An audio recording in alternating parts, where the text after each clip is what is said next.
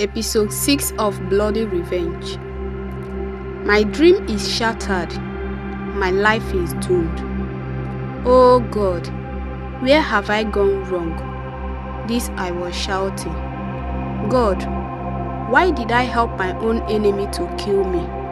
What is life without my parents? I mourned. I cried.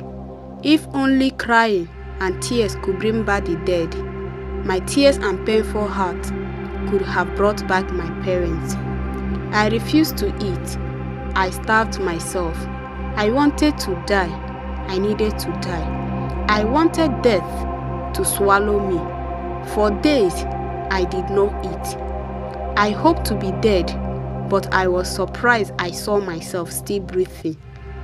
Fabian came into the room. I knelt down for him, and I pleaded with him. If there is any way I have wronged you, please forgive me and give me a very swift death.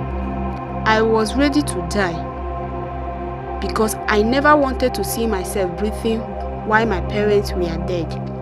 Fabian promised to make life so miserable for me. He told me to better eat food and have strength because I was still going to do a greater job than I ever imagined. My dear, since death refused to kill me, I ate the food that was given to me to have strength and face the miserable death that awaited me.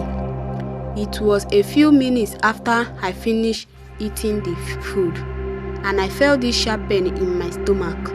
I was not scared. I was happy that I would join my late parents. I was waiting to take my last breath. The pain was steady. I was rolling in bed.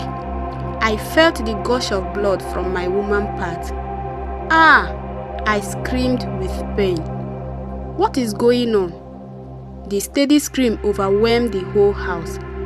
Fabian angrily barged in, asking me why I was shouting.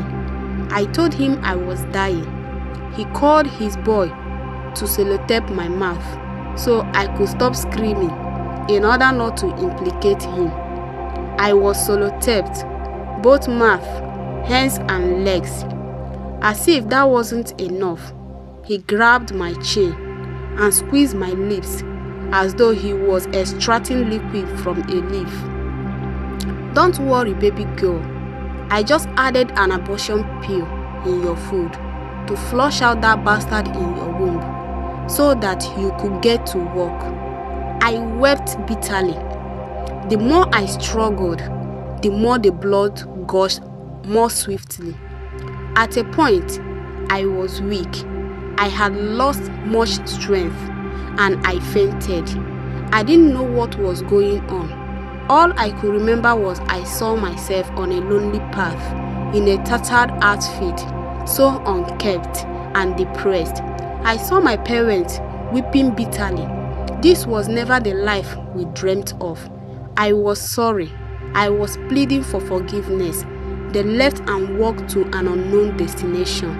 What is life without them? I wanted to follow them. They instructed me to go back, but it was not yet time for me.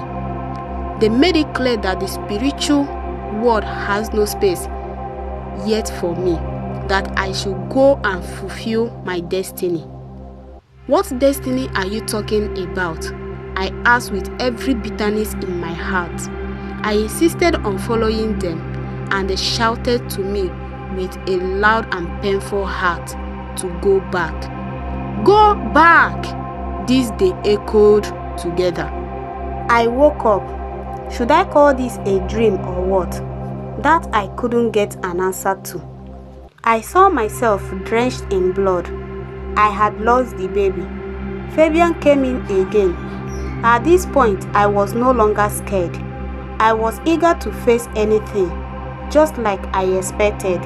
He told me to clean up and get ready for work. What work could he be talking about? I asked myself. Of a truth, I needed to clean up, even though blood was still gushing out. After having my bath, not even paracetamol was given to me. Instead, a huge man entered the room. I was astonished. What could he be looking for?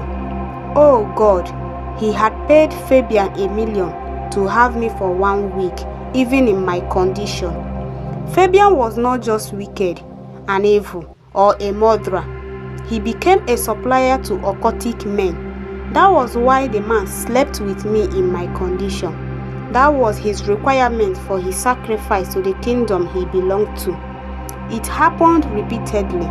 Different men of different occultic kingdoms paid a good ransom to him to always have me.